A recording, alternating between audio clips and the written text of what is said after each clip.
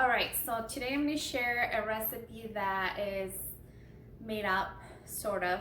It's a Mexican style dish, but I kind of came up with it because there's nothing out there like this. It's a mix between a taco and an enchilada. So I want to share this with you guys. I hope you like it and you can try it at home or make your own version. I'm going to start with my salsa. I'm going to boil until soft. Jalapeños, onion, tomato, and garlic. I will have in the description all the ingredients and the amounts. I'm going to go ahead and remove the veins of the jalapeno and all the seeds because I don't like it that spicy. If you do, you may leave them. Then I'm going to go ahead and put all my ingredients here in my blender and just add a little bit of water. You don't need that much. And I'm going to start blending them until it becomes a puree salsa like. After it's blended, I'm going to put it back into my little saucepan. So now I'm going to cook my salsa. So I'm going to add a little cube of chicken bouillon and a pinch of salt. Then I'm going to go ahead and set it on high until it starts to boil. Boil for about 10 minutes and then reduce the heat.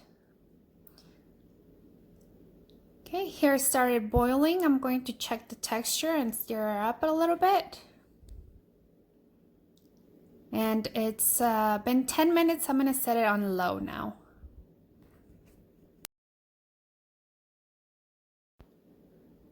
The next thing I'm going to do is make my tortillas with my corn flour.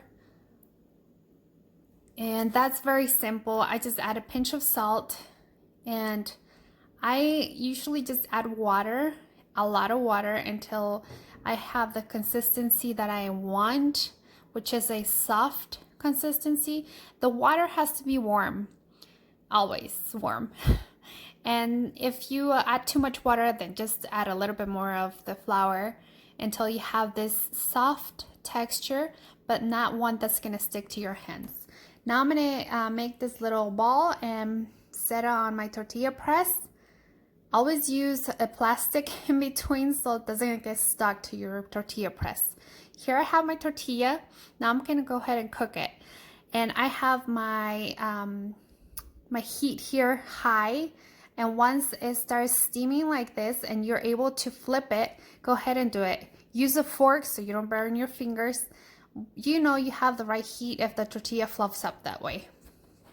Now I'm going to start my filling for my tacos here. I'm just gonna use a little bit of cooking oil, either olive or vegetable. And I'm going to add my onions first. For this, I'm using ground beef. You can use any filling you like. It turns out good with anything, really. Now I add my potatoes and stir them up a little bit and just season with salt. Then wait until my potatoes have become a little bit tender, kind of transparent. Then I add my ground beef and I'm going to season it with salt, ground onion, and actually not ground onion, powdered onion and powdered garlic, cumin, and paprika.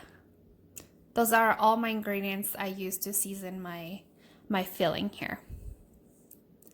Okay, now I proceed to stir up and mix in the ground beef with our potatoes and onions.